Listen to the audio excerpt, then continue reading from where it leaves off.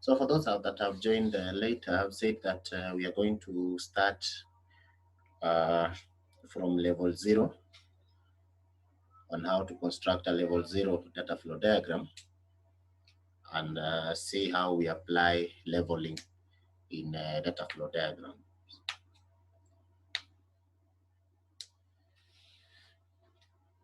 So we'll start with what is a data flow diagram.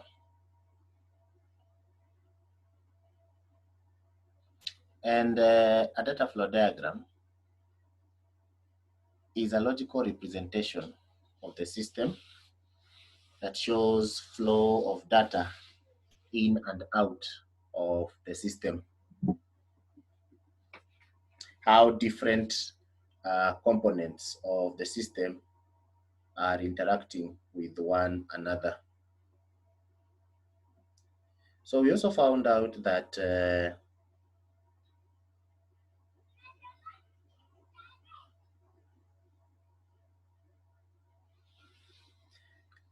data flow diagram has 4 components, which are: number 1, external entities; number 2, process;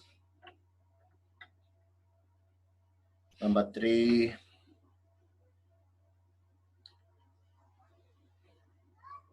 data flow; number 4, data store. And we looked at the different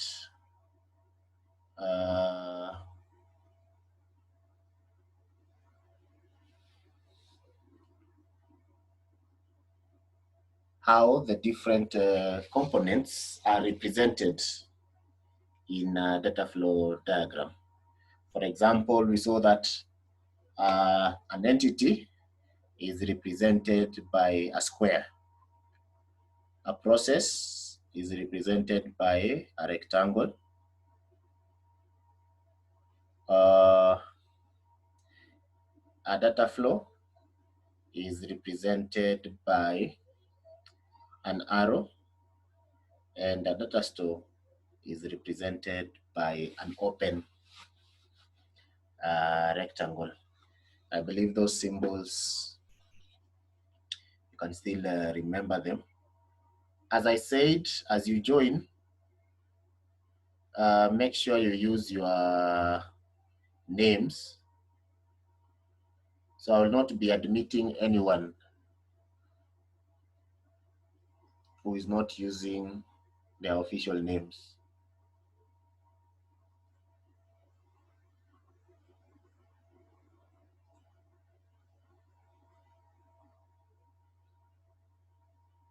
So whoever is using Huawei Wi-Fi Lite, make sure you use your correct name.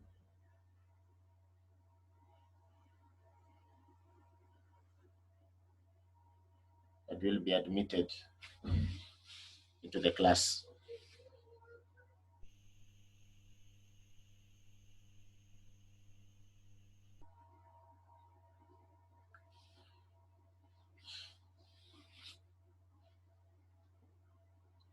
So, as I was saying,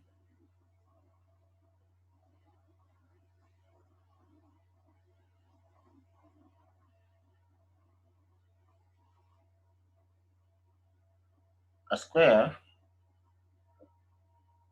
represents an external entity, while a rectangle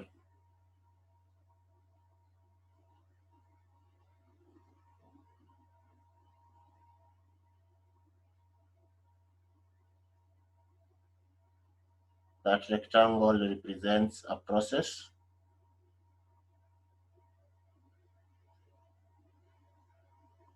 An arrow represents a data flow.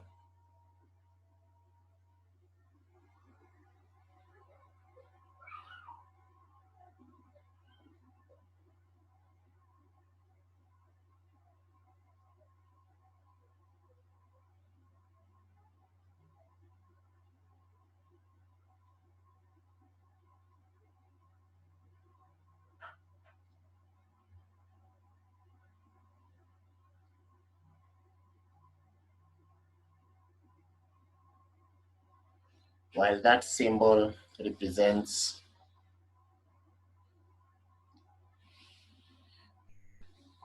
so for example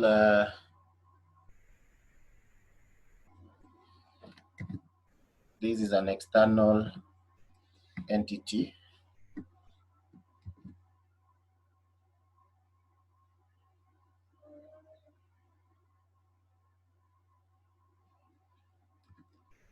This is a process.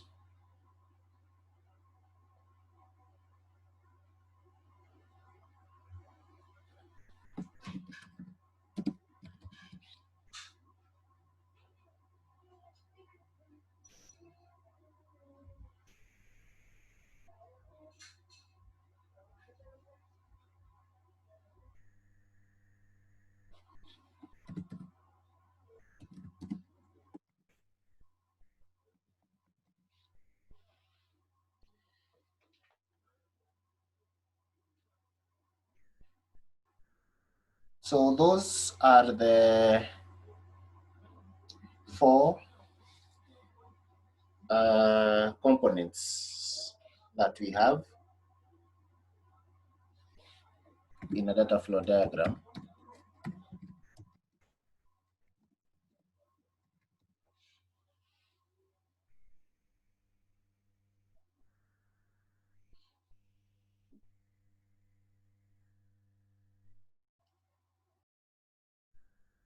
Then the next thing that we did is to look at the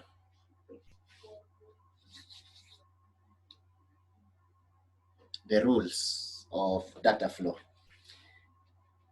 But first, before we look at the rules of data flow, what is an external entity? An external entity represents the sources or recipients of data in a system. So the sources or recipients of data are what we call external entities. A process is the conversion of incoming data flows into outgoing data flows. Conversion of incoming data flows into outgoing data flows. Data flow, of course, represents the flow of data between components. Data store represents storage of data within the system.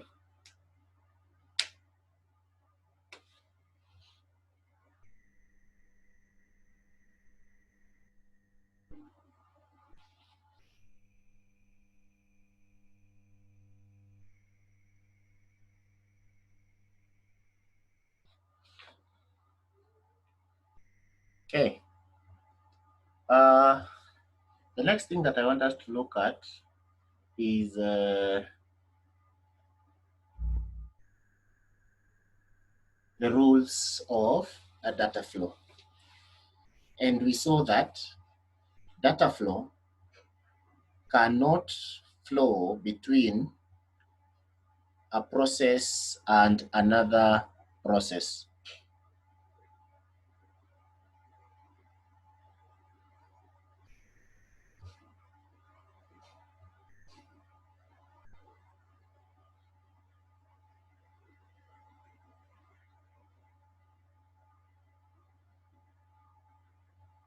Let me just a minute.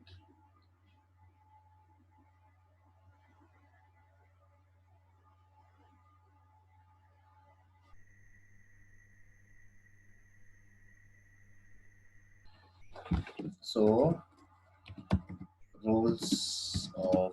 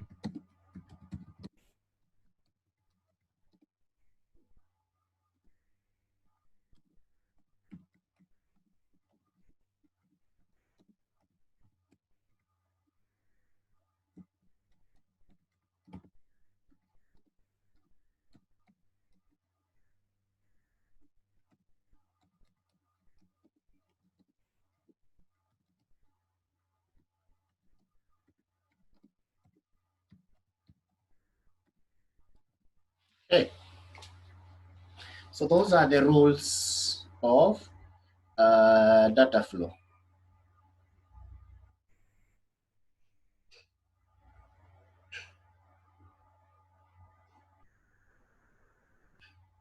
So number one, data flow cannot flow between an external entity and another external entity, between an external entity and a data store, between a data store and another data store. It can only flow between process and data store, process and another process, process and external entity, of course, and the back. So when you are constructing your data flow diagram, ensure that there is no flow between these two components, that is the external entity and the data store. For them to communicate, a process has to be involved. So when you're constructing your data flow,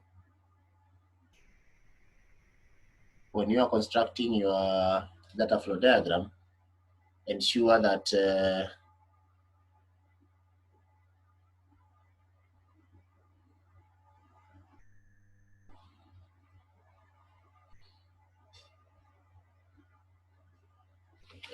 every communication between the components, a process is involved.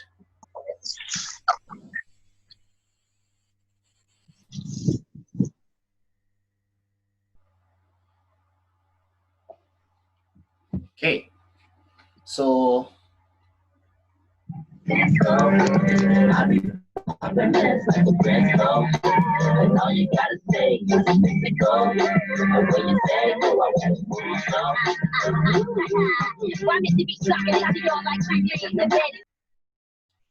okay, we can also listen to music.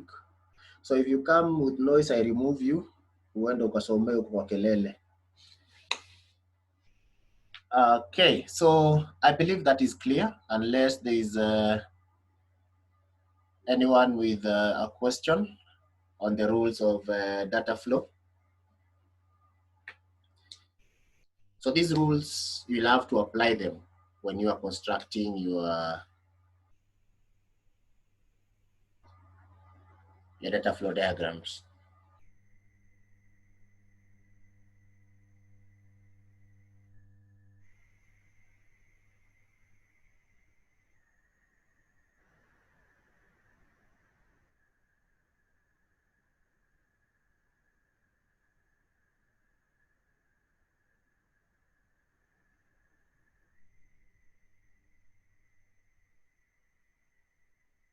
Okay.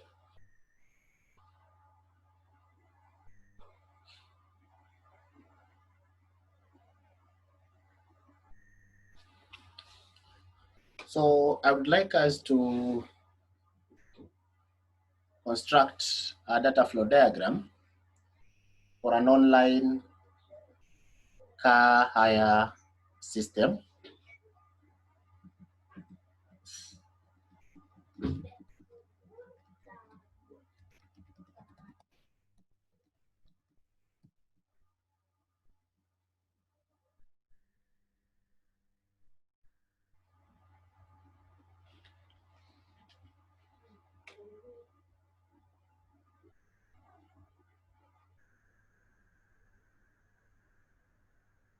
So I'm going to display the question. You can take a photo of the question.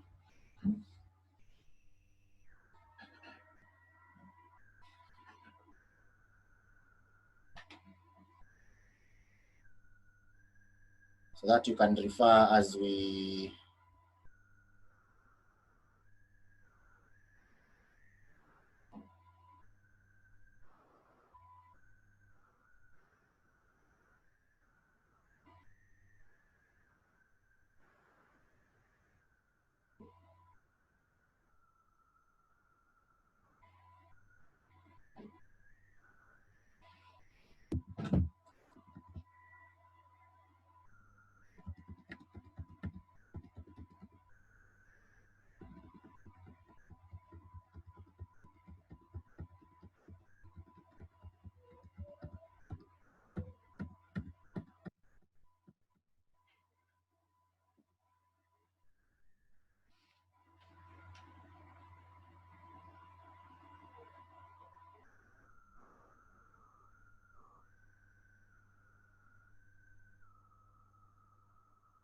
So I believe you can see the question that is posted.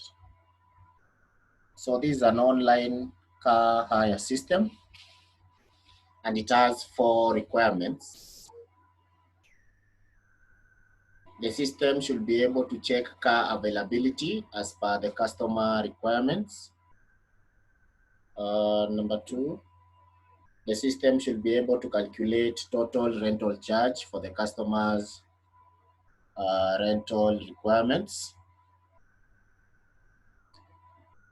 Number 3, the system should be able to process credit card payment through the company's bank. The system should reserve the car for the customer by sending a notification to the garage.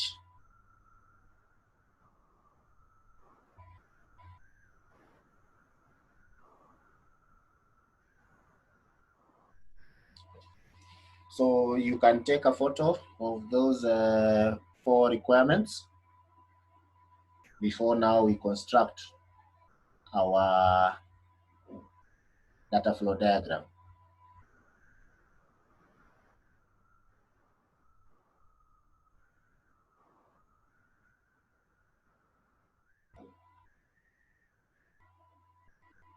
Let me know when you're done. So I believe 1 minute will be enough for you to check the question. So after 1 minute, I do away with that screen, we start constructing.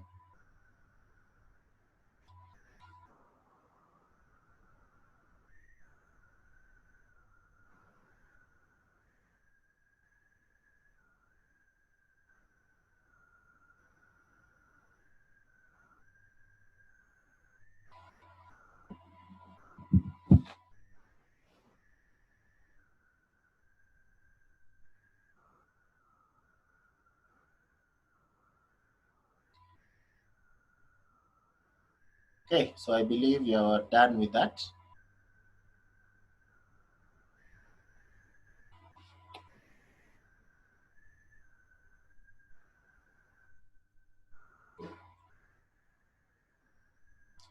So now what you want to do is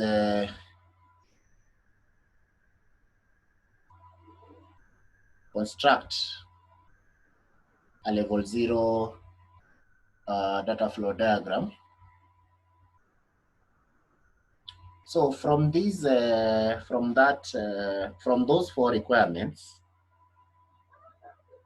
we can extract a number of external entities. The first one is, remember the definition of an external entity is a source or recipient of data. So number 1, the system should be able to check car availability as per the customer requirements. So the customer is issuing requirements. So the customer is one of our external entities. Number 2, the system should be able to calculate total rental charge for the customer rental requirements. We still have the customer who is issuing rental requirements. Number 3, the system should be able to process credit card payment through the company's bank. So the bank is receiving what? Credit card details. So the bank is a recipient of data, so the bank becomes an external entity. Number 4, the system should reserve the car for the customer by sending a notification to the garage. The garage is a recipient of data, so the garage is also another external, entity.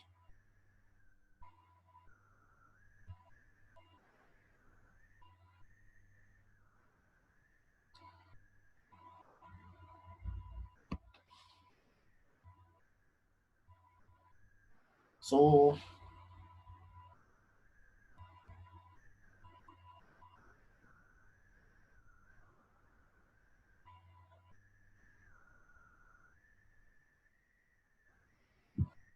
let's start construction of our data flow diagram. we already know that that symbol represents an external entity. So we have one, you can have another external entity somewhere here, another external entity somewhere here. Then we construct,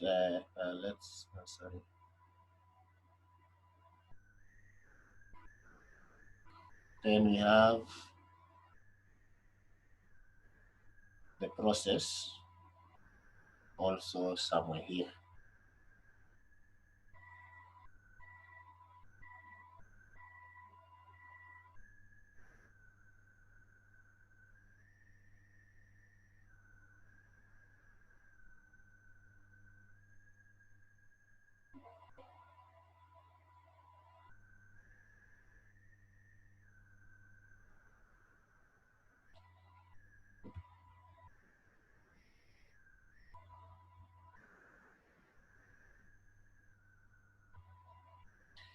So remember last week's class, the last class we had, we talked of a level 0 data flow diagram. A level 0 data flow diagram, we mentioned that it has one process which is the system, or it has one process which takes the name of the system.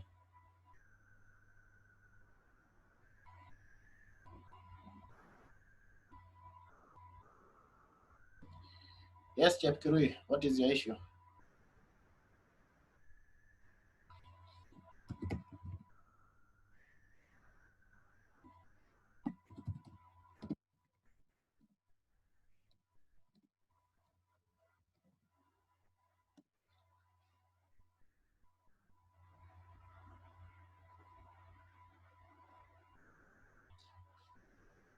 So, as we said, it has one process.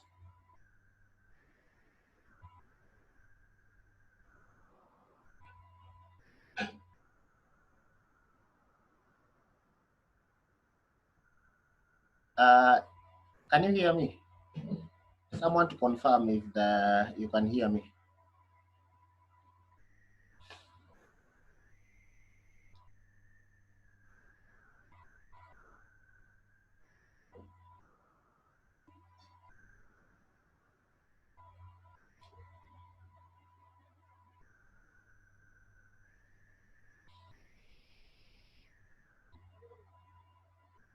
Okay. Chef Kirui, so if she can't hear, it will be pointless. If you are using your phone,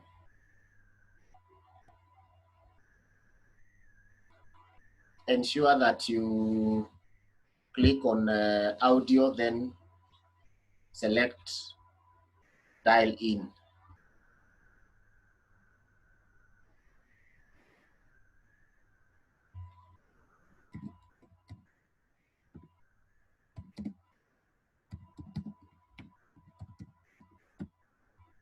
So just a minute.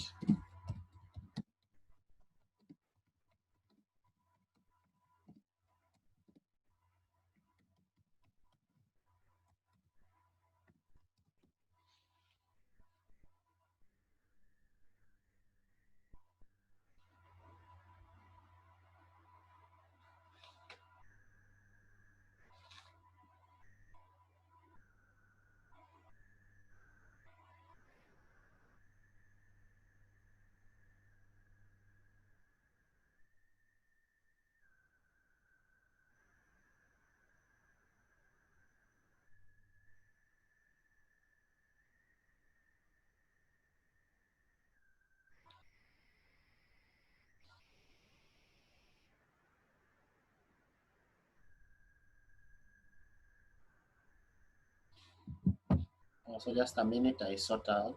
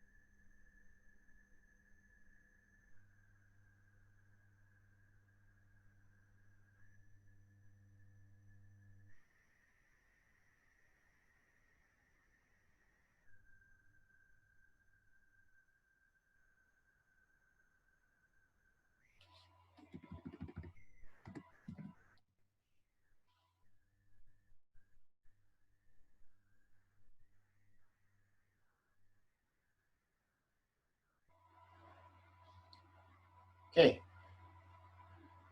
So as I was saying earlier, in a level 0, which is the parent DFD, we usually have one process which takes the name of the system. So for this case, our system is an online car rental system.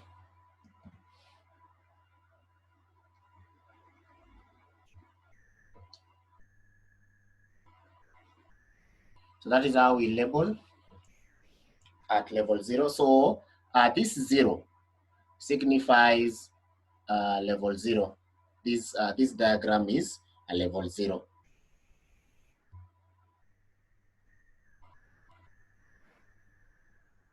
So we can have this external entity as bank.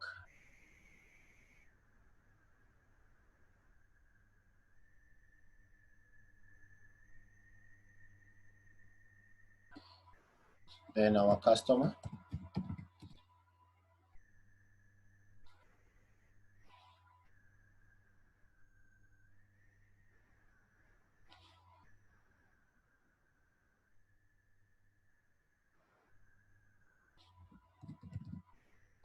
And the garage. So as you can see, we have already catered for the three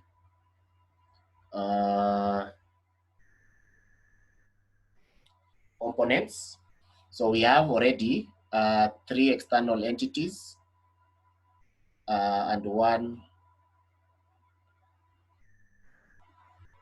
process. So the next thing, I can note somewhere here. Let's just have this textbook somewhere here. So a level 0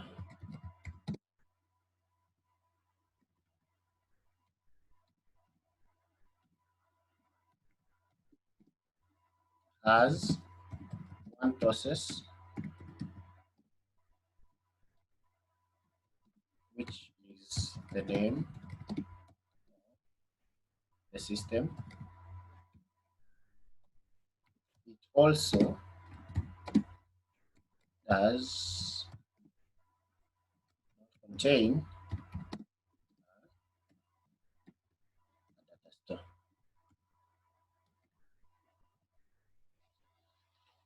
Okay. So in a level 0 data flow diagram, we have only one process, which is the name of the system. It also does not contain a data store. And the reason is we are not concerned with the data that we store at this point, or rather, to explain further, there's an assumption we make that for a system to be complete, it must have the user interface, the business logic, and the database. So the database is contained within the system, and that system now becomes our process. So we won't have data stores in this level 0. So let's go back to our requirements.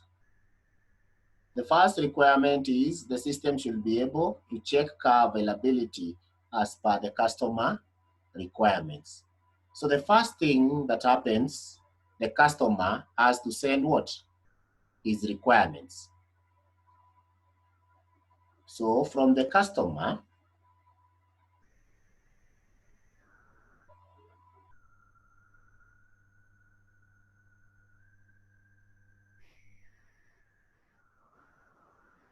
you can just have one.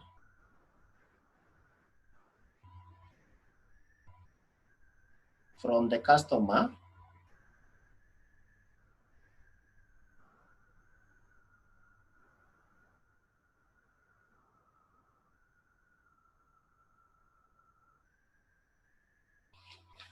we have customer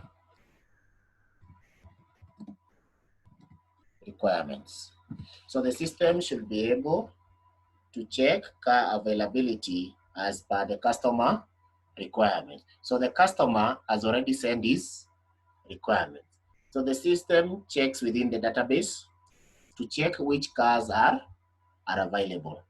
So after it checks, then it replies to the customer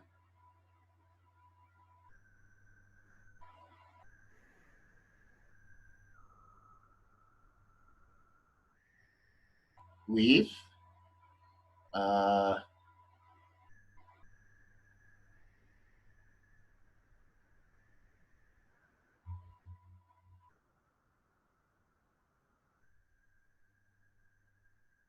the available car list. So the customer is able to get the available car list.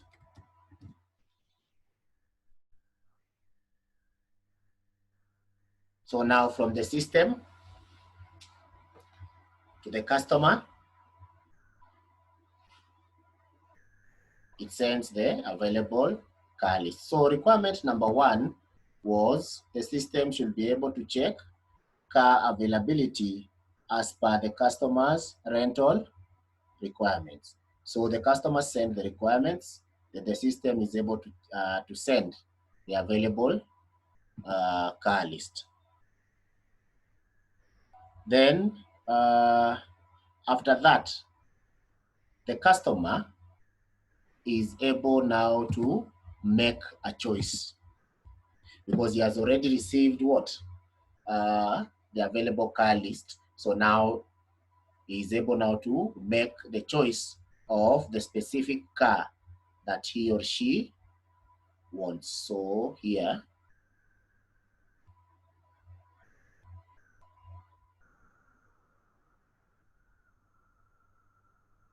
we have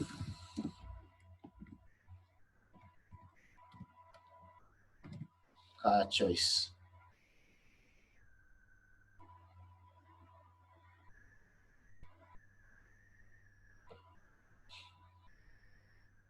So now the customer has made the car choice. So requirement number one is complete.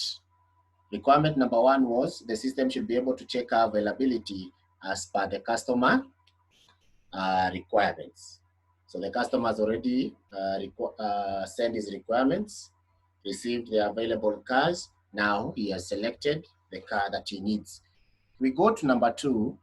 The system should be able to calculate total rental charge for the customer rental requirements. So now the customer needs to send the rental requirements first so that he might receive the what? The total rental charge. So from the customer, it's going to be clumsy, but it's okay. So from the customer,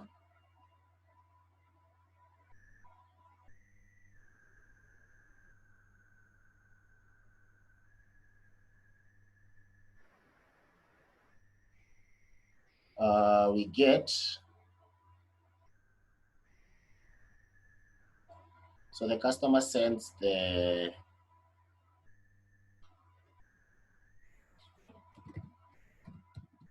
rental requirements. So the customer sends his rental requirements. Then the system does all the calculation based on the car choice plus rental requirements.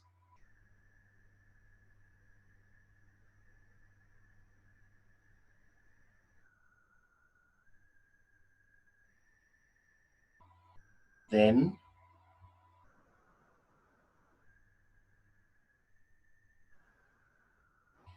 the system now gives the total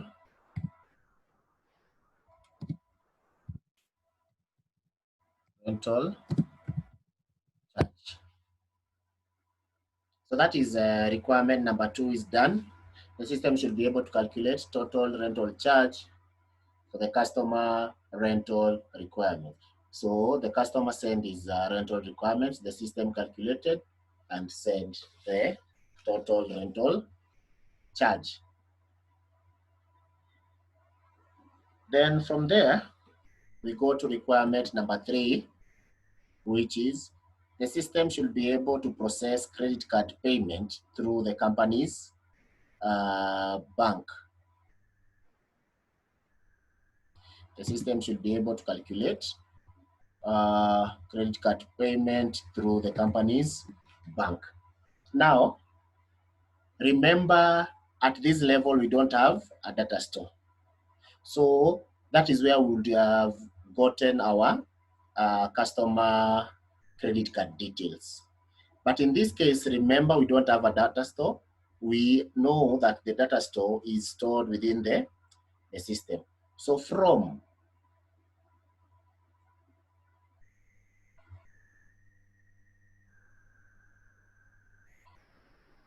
that, from the system now to the bank, we have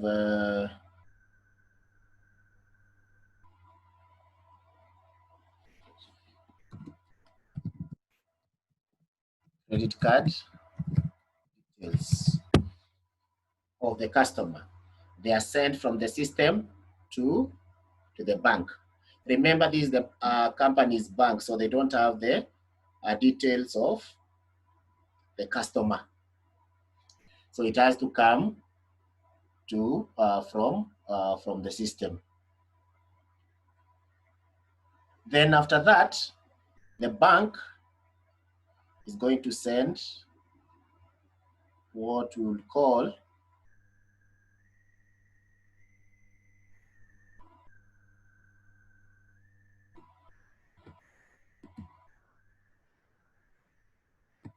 let me call it authorization.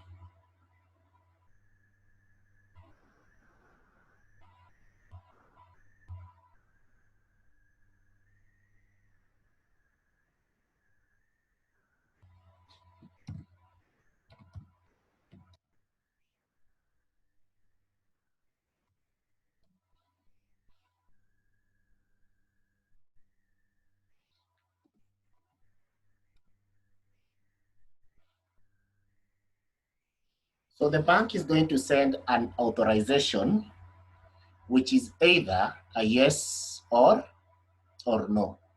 Yes, transaction successful. No, the card has been declined. So we need to notify the customer about this authorization. So now from the system, we are going to have two data flows.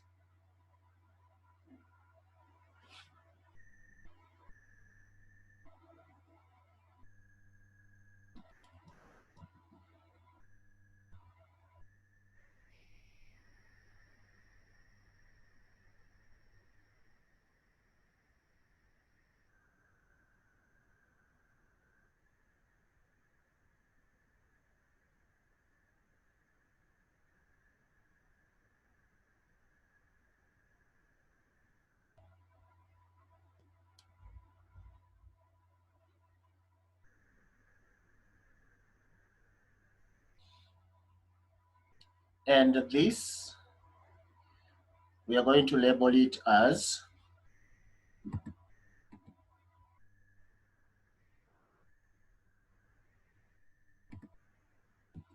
let's say, for example, sorry. Let's call it notification that the transaction was successful, or we can also have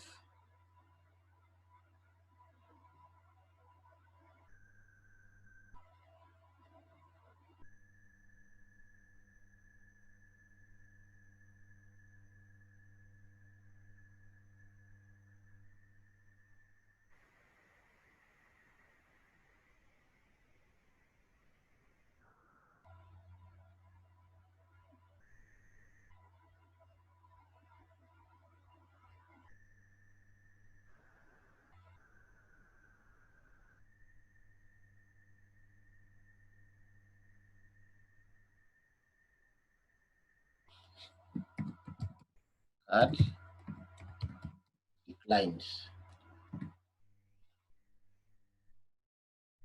So the the system should be able to process credit card information through the company's credit card payment, through the company's bank. So here we will notify the customer that the transaction was successful.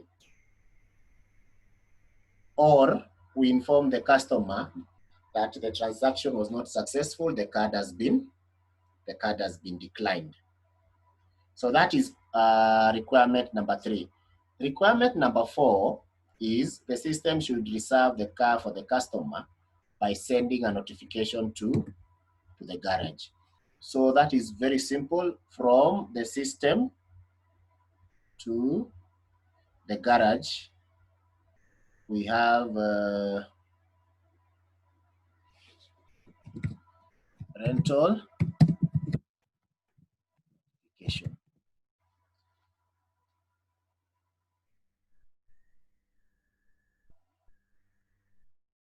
And with that, you have successfully constructed your level 0 data flow diagram. As you can see, it is complete. First,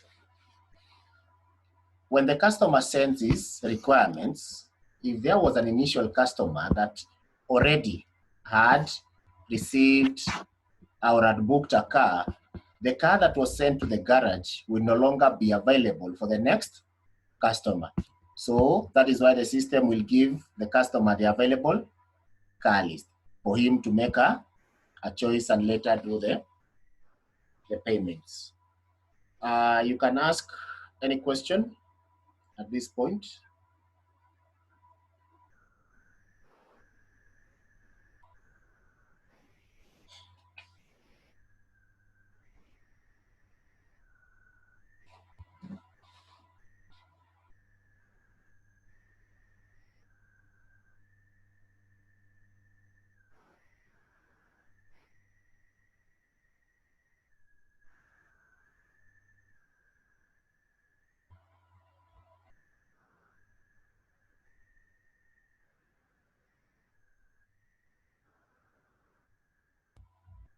If you have any question, you can ask.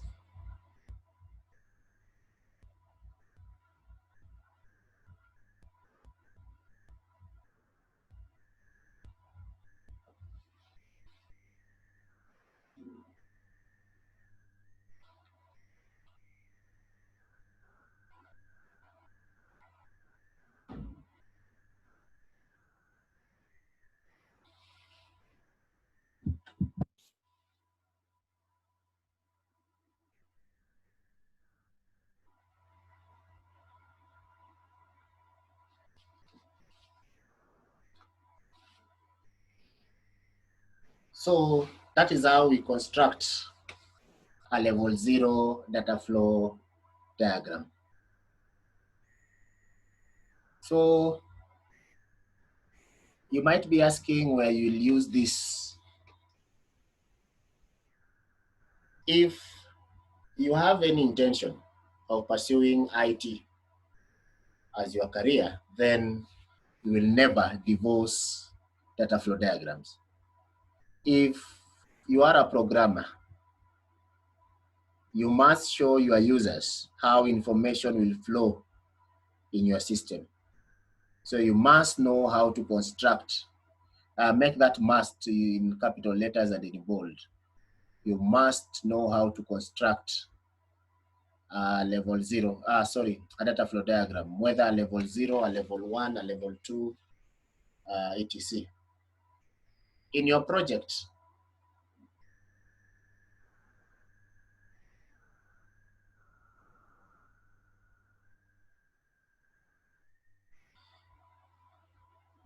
okay, there are a few questions.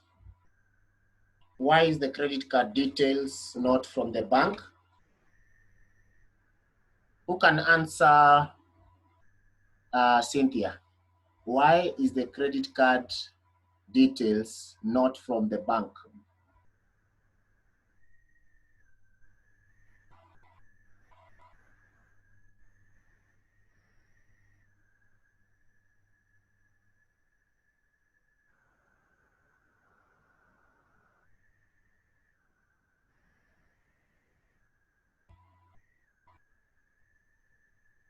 So I'm going to allow you to unmute yourself, but situwekee muziki.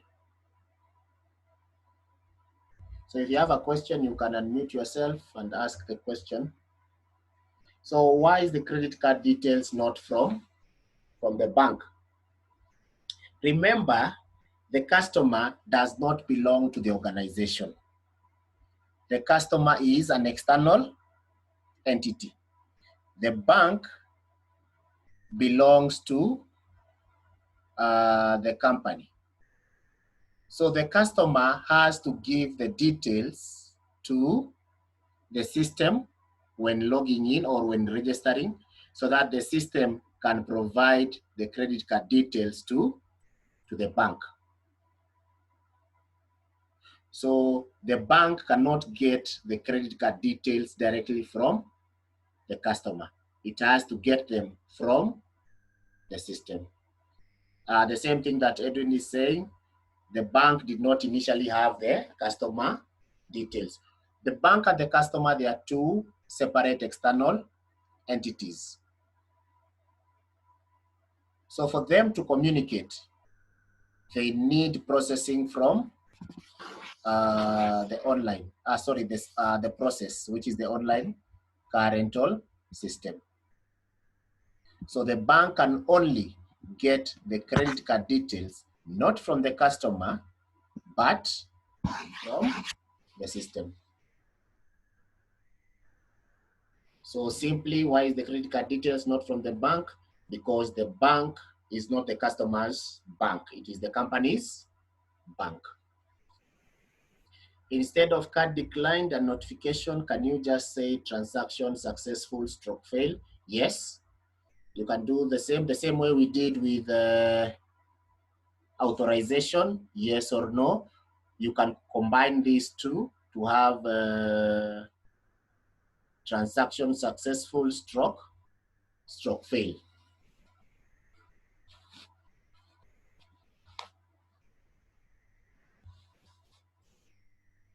Do we have any other question?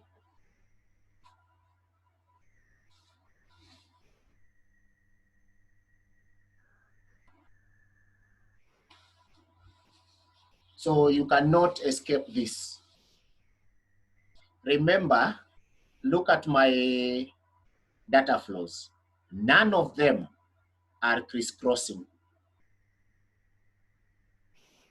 So if you have any crisscrossing data flows, then your entire diagram is wrong. No matter how much time you spent on it, if one data flow crisscrosses, it means that there's communication between the two data flows, which of course is wrong. So ensure that you try as much as possible not to have any crisscrossing data flows. So if you're comfortable with that, we can now go to level 1 data flow diagram.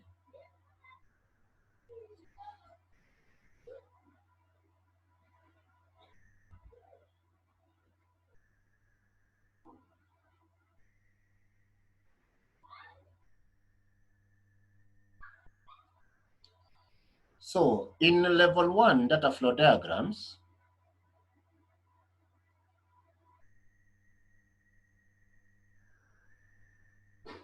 we have to maintain all the data flows, all the components that were in the initial parent diagram. So if we had 3 entities,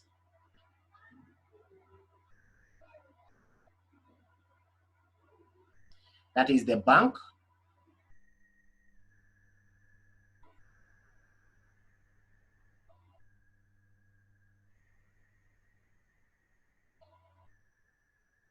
the customer,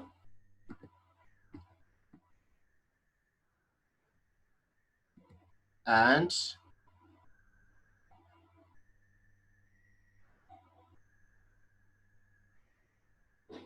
and the garage, we have to maintain them. Again, all the data flows that were present in the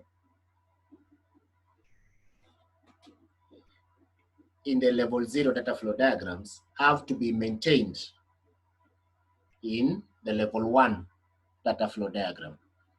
So we still have our external entities.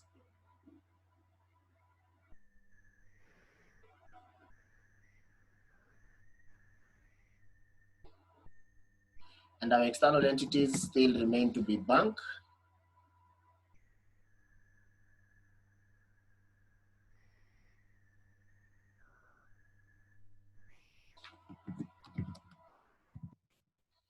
customer,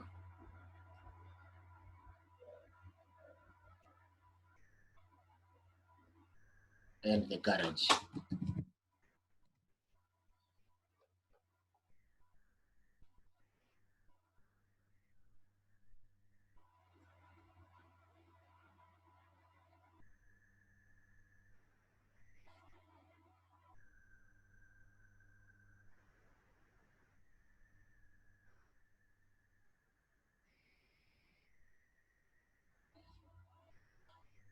Now, in this level 1, we break down the level 0 process. Remember, we said we have only one process. In level 0, we said only one process, which is the name of the system. So, in this case, we break it down into sub-processes. And these processes will be as follows. Process number 1, the system should be able to check car availability. Already we have our own the first process, which is check car availability. Number 2, the system should be able to calculate total rental charge. Calculate total rental charge is number 2. Process number 3, the system should be able to process credit card payment. Process credit card payment, that is process number 3. The system should be able to reserve the car for the customer. So the process of reservation, reserve the car for the customer, is another process. So let's now try and construct our level 1 data flow diagram. So we already have our 3 external entities. So the first thing to include we didn't have earlier is the processes. So we start with the first one. The first one is check car availability. Check car availability normally works or is closely related to the customer. So we place it somewhere close to the customer. Remember, you don't want your data flows to crisscross. So we have check car availability process somewhere there.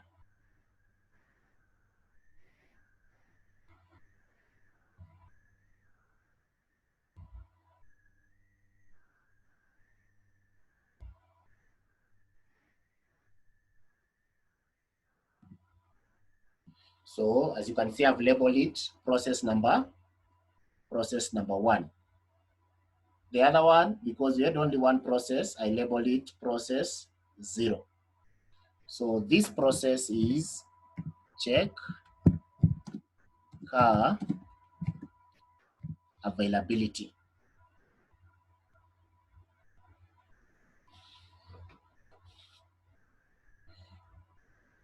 So what happens when checking the checking car availability? Number 1, the customer has to send what? The customer requirements. Then the system is able to give the customer the available car list. So from here,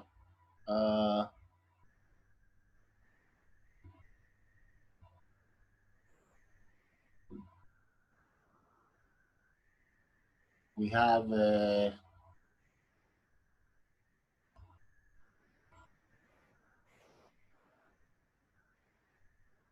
allow me to write them in short form. Customer requirements. Then the system is able to send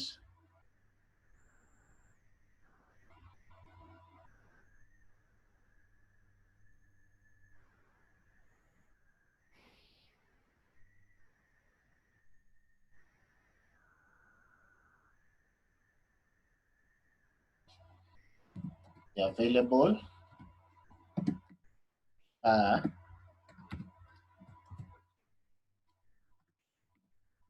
list.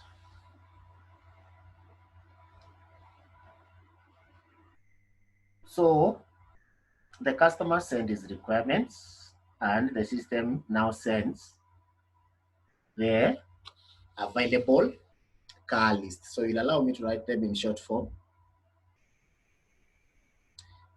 So once the customer receives the available car list, the customer now makes a choice. So this process is already done. The process was to check car availability. Has it done so? Yes, because it has already given the customer the available car list. So then now the customer has to send,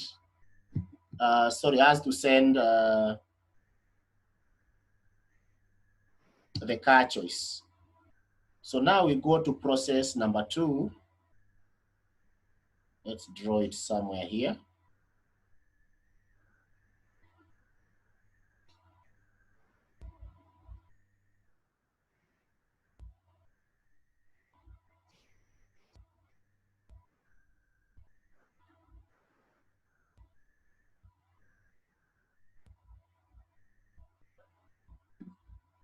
So we have process number 2. The system should be able to calculate total rental charge. So now this process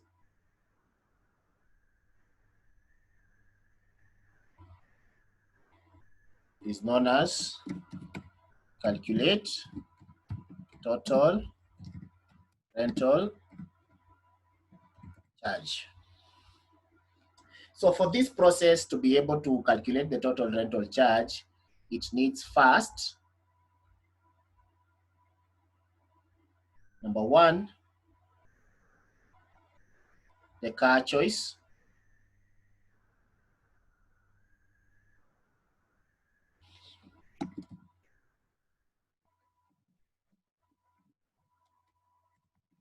From the customer.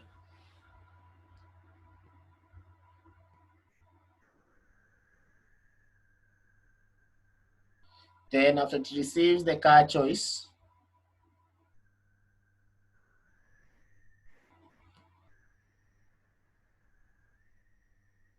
it also receives the rental requirements.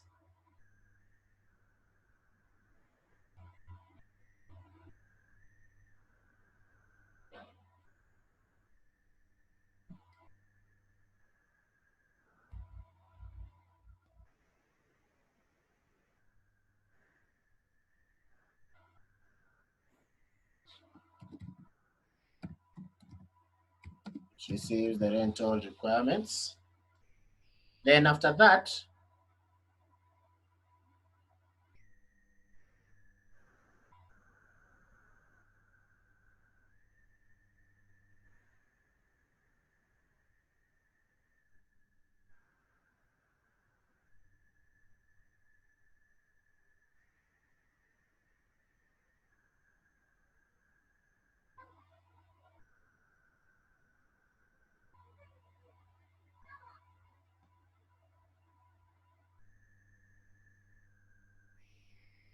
then we have the total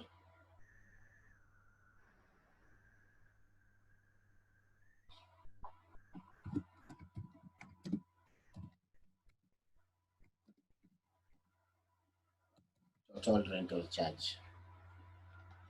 So far we have not added anything apart from these two processes. The external entities still remain to be the same, customer and garage. The data flows, available car list, customer requirements, car choice, rental requirements, and the total rental charge still remain to be the same. So we have not added anything apart from these two, process number 1 and process number 2. Let's go to number 3.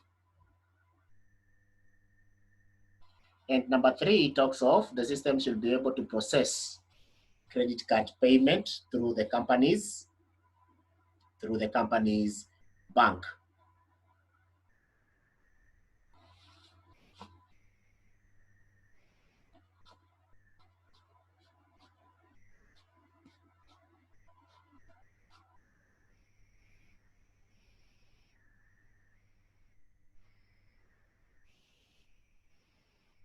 So the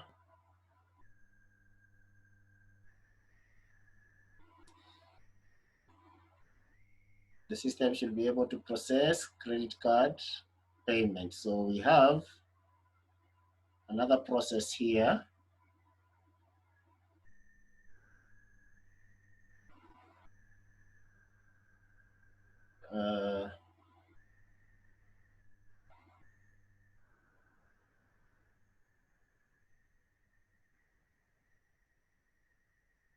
Which is process number 3.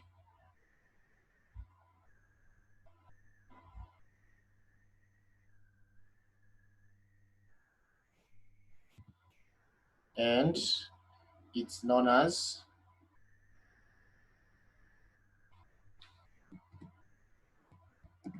process payment.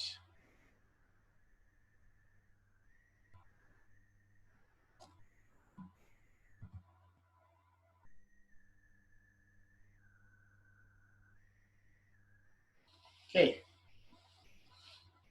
The system should be able to process credit card information, credit card payment through the company's bank. Now, since we don't have all those that information, now the customer needs to initiate the process of payment. So the customer sends a very important document to the bank that has all his details, the credit card details and all and everything. So we have that point there. We can call this requisition. So this requisition contains all the customer details, the credit card details, what he is paying for, and everything. So this process now takes what is important to the bank, which is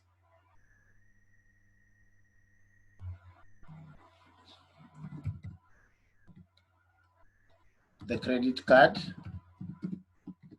details. So now from that process, from this process, we send credit card details to the bank. Now the bank, again, will send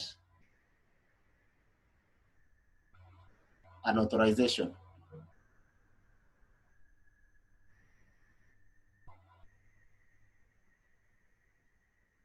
Remember, our authorization was either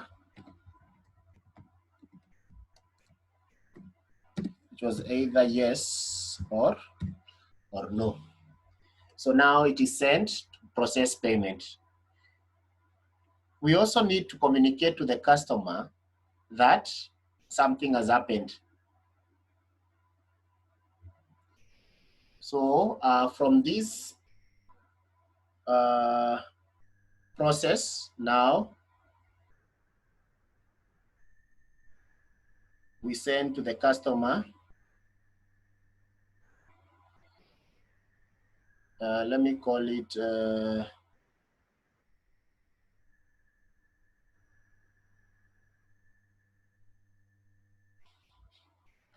notification,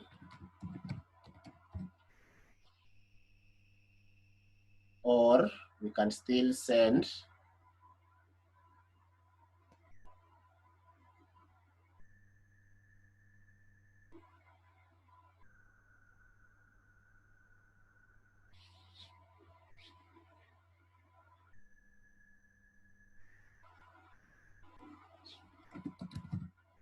card declined.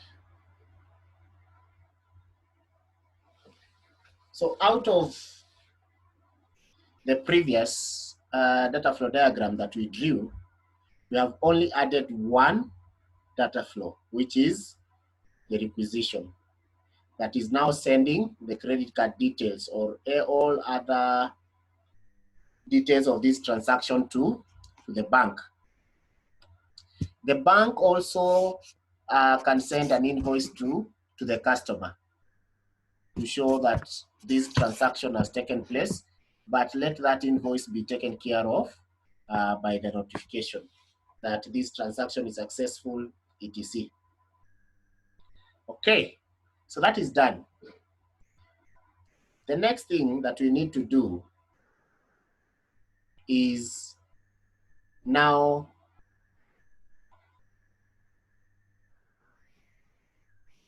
create another,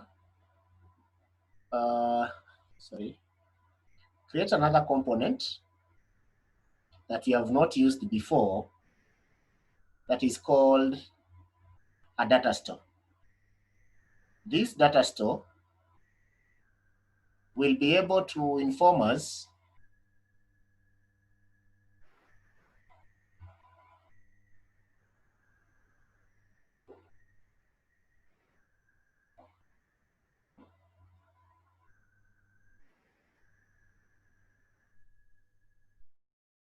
so we can call this data store 1.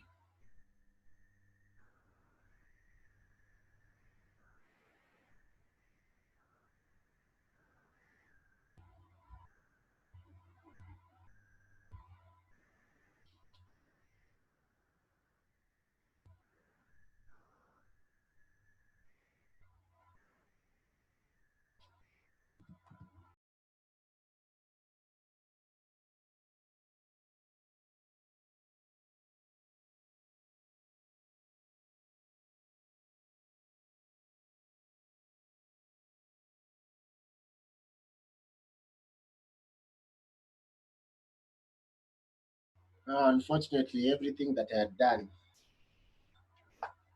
has disappeared.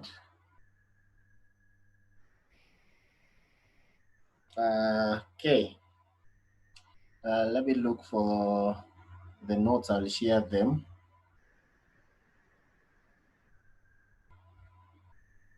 You can use the notes so that I can explain.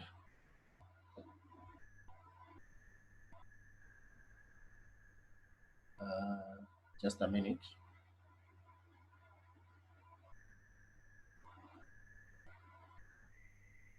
Okay.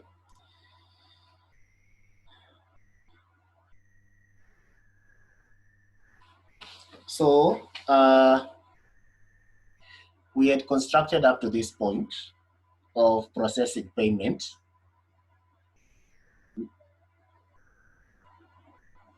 Now we need to store the specific customer who paid for a specific car. So that is why from this point of process payment, we have rental details going to our data store known as the customer. So this data store stores the payment that has been made for a specific car for a specific customer. So if it is Nikki who has paid for the car, then we have the customer database updated that she has paid for this car, and this is the amount that she has paid. Then now we go to the last process, which is book car. So remember the other time, we just picked from the system, then just dropped to the garage. But this time it is different because we don't have the system. So we have the customer. Remember, there's a customer who booked this car. So who made a payment for a specific car. So it is from this data store customer that we will now send the customer booking to the book car process. So the customer made the payments, the database was updated. So we need to know which customer is booking the car. So from the customer to the book car process, we retrieve that specific payment for the customer, then we direct it to the book car process. Now in this process number 4, from this, remember we had the system should be able to reserve the car, the system should be able to reserve the car for the customer. So in this, for this part here, we are getting that communication from the customer's data store by sending a notification to the garage. So that tells us we have to create a data store or a database or a table for cars, so that we are able to know which cars are available, which ones have been booked, or which ones are available and which ones are not available. So after we get the customer booking, we create another data store known as cars, so that now we can update it first to inform it that a specific car has already been booked. Then of course, we have to update process number 1 that checks which cars are available. So now we update this process with the car list, so that any other time the customer will be sending his requirements, this process will always be updated by this data flow. So going to the last process, the system should be able to reserve the car for the customer by sending a notification to the garage. Now from this process of book car, we directly send the rental notification to the garage. And with that, we are done with level 1 data flow diagram. I now welcome any question that you might be having.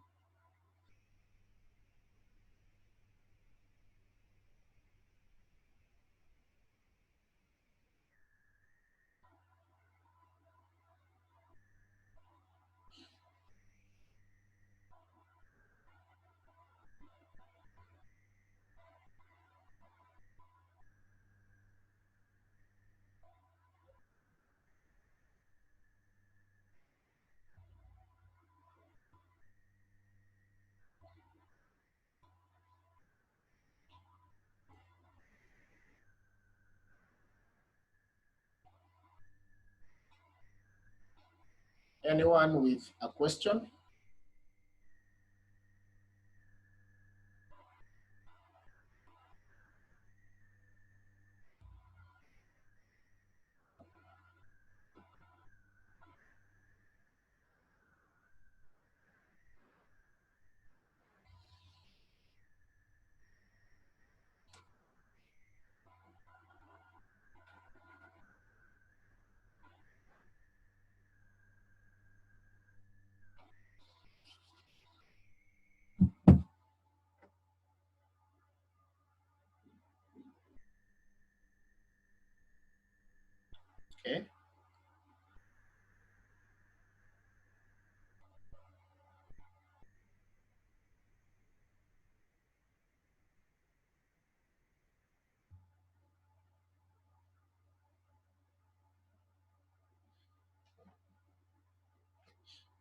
Now,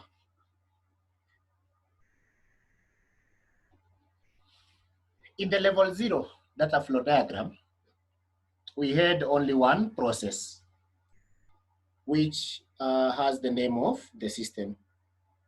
And for this system to be complete, it has to have the user interface, the business logic, and the database. So that is why we don't need a data store in level 0. But when it comes to level 1, these processes have been broken down from the system. So they are standalone. They don't have any storage for their data.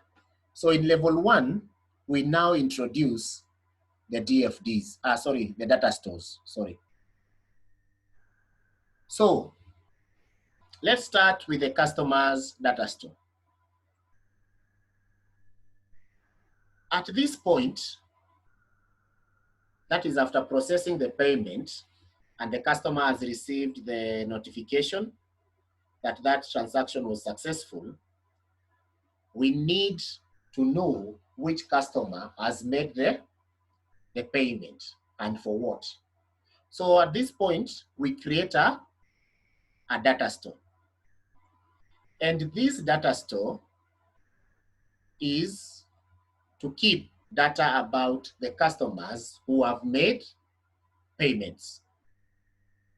So we introduce a data store known as customer that now picks the rental details from this process, which was involved in processing of payment.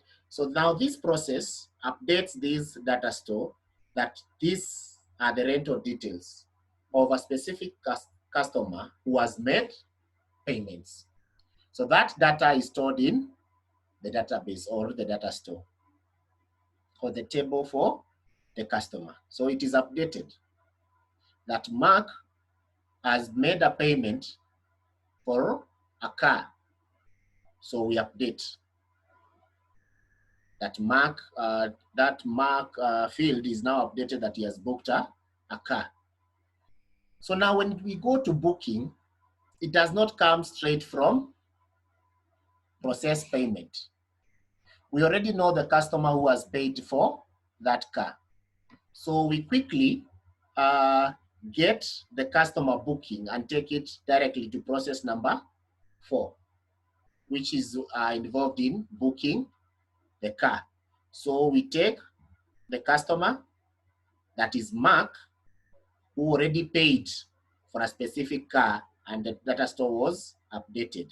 So we send Mark's booking to this process, which is book car.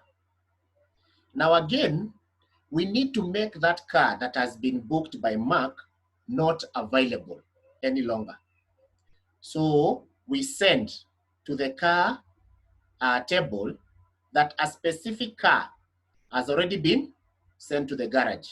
So it is no longer available. So we update our table.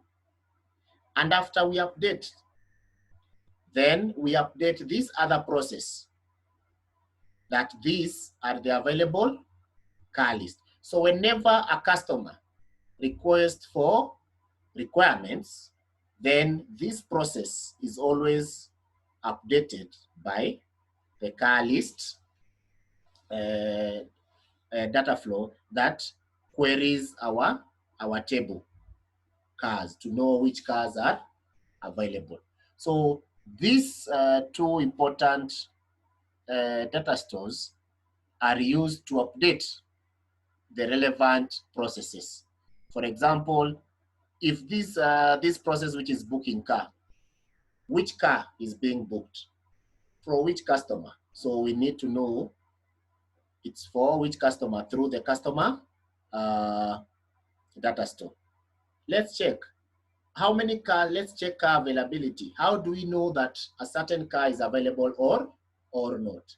We know that through this book car data flow that has updated our car table with a selected car. And after we know that that car has been selected, we already know that it is not available. It is no longer available for booking. So we always update the process number 1 with the cars that have not been booked. And we know this from the selected car data flow. So that is why we need the two data stores, for the customer and for the car. For the customer, to know which customer has paid for what and what he has booked. For the car, to know which car has been selected and which car is available for the next customer.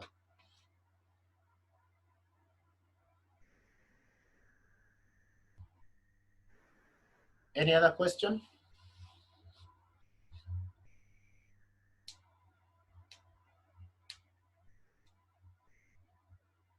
Now,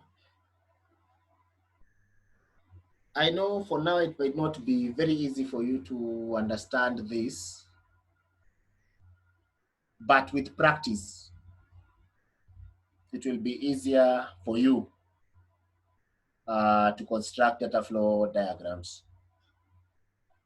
It is not a one-day exercise that I will teach you today, and you can easily construct a data flow diagram. With practice, you'll be able to construct data flow diagrams very easily. And make YouTube your friend. Not your friend to get the latest music, but also for your study life. So, for example, if you want to see, if you want to know further how to construct data flow diagrams, just go and search on YouTube a data flow diagram for a specific system. So, for example, you can go to YouTube and search for data flow diagram for an online car rental system, and it will be able to provide one for you with explanation. So with continuous practice, these data flow diagrams are going to be very easy for each one of us.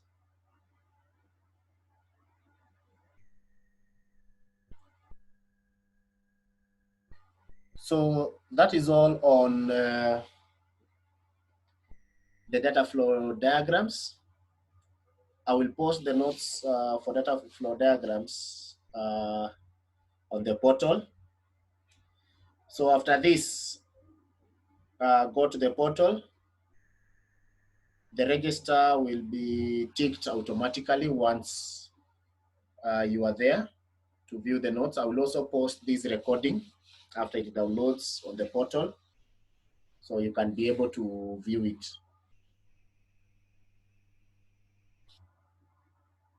If there are no any other question, I would like to inform you that we are going to have our cut next week.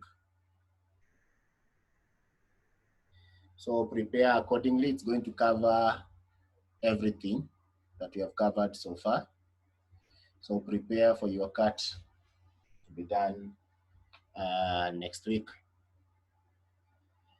Enjoy the rest of your day. Remember to go back to the portal after this class, because your register is going to be marked automatically. Enjoy the rest of your day. Have a lovely weekend ahead.